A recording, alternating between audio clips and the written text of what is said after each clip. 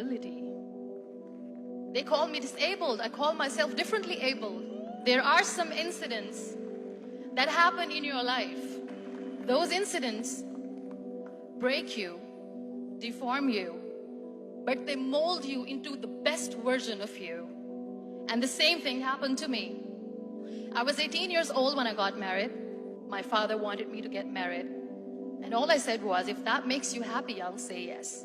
And of course, it was never a happy marriage. Just about after 2 years of getting married, I met a car accident.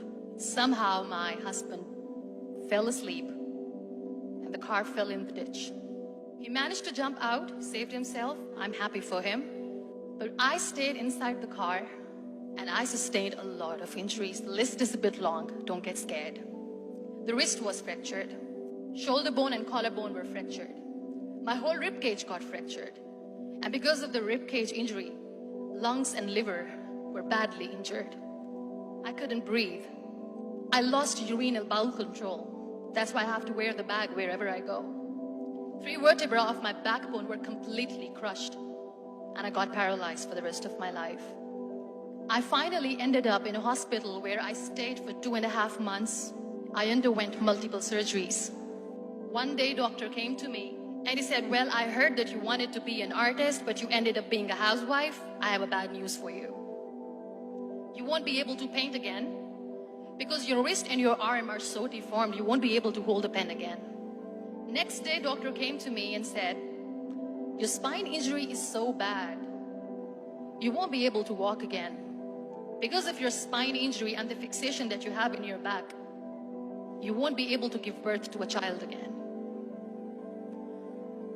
That day, I was devastated.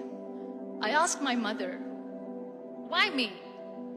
And that is where I started to question my existence. Why am I even alive? And that is where I realized that the words have the power to heal the soul. My mother said to me, this too shall pass. God has a greater plan for you. I don't know what it is, but He surely has. And in all that distress and grief, somehow or the other, those words were so magical that they kept me going. One day I asked my brothers, I know I have a deformed hand, but I'm tired of looking at these white walls in the hospital and wearing these white scrubs. I'm getting tired of this. I want to add more colors to my life. I want to do something. Bring me some colors, bring me some small canvas. I want to paint. So the very first painting I made was on my deathbed, where I painted for the very first time. It was not just an art piece or just my passion. It was my therapy. And then I was discharged and I went back home. And I went back home and I realized that I have developed a lot of pressure ulcers on my back and on my hip bone. I was unable to sit.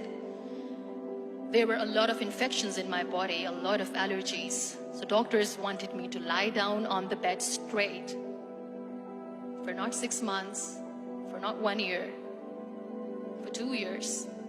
I was bedridden, confined in that one room, looking outside the window, listening to the birds chirping, and thinking maybe there will be a time when we'll be going out with the family and enjoying the nature. That was the time where I realized how lucky people are. That is the time where I realized that the day I'm going to sit, I'm going to share this pain with everyone to make them realize how blessed they are, and they don't even consider them lucky. That day I decided that I'm going to fight my fears. We all have fears. Fear of unknown, fear of losing people, fear of losing health, money. We want to excel in career, we want to become famous, we want to get money. We are scared all the time. So I wrote down one by one all those fears, and I decided that I'm going to overcome these fears one at a time. You know what was my biggest fear? Divorce. I was trying to cling on to this person who didn't want me anymore, but I said no. I have to make it work. But the day I decided that this is nothing but my fear, I liberated myself by setting him free. And I made myself emotionally so strong that the day I got the news that he's getting married, I sent him a text that I'm so happy for you and I wish you all the best. And he knows that I pray for him today. Number 2 was, I won't be able to be a mother again. And that was quite devastating for me. But then I realized there are so many children in the world, all they want is acceptance. So there is no point of crying, just go and adopt one. And that's what I did. People think that they will not be accepted by the people because we, in the world of perfect people, are imperfect. So I decided that instead of starting an NGO for disability awareness, which I know will not help anyone, I started to appear more in public. I started to paint. I decided that I'm going to join the national TV of Pakistan as an anchor person. And I've been doing a lot of shows for the last 3 years. I became the National Goodwill Ambassador for UN Women Pakistan. And now I speak for the rights of women, children.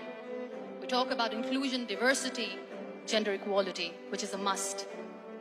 Every time I go in public, I always smile. It's always a big toothy smile on my face. And people ask me, don't you get tired of smiling all the time? What's the secret?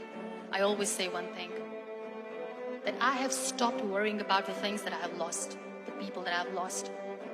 Things and people who were meant to be with me are with me. And sometimes, somebody's absence makes you a better person. Cherish their absence. It's always a blessing in disguise. Live your life fully.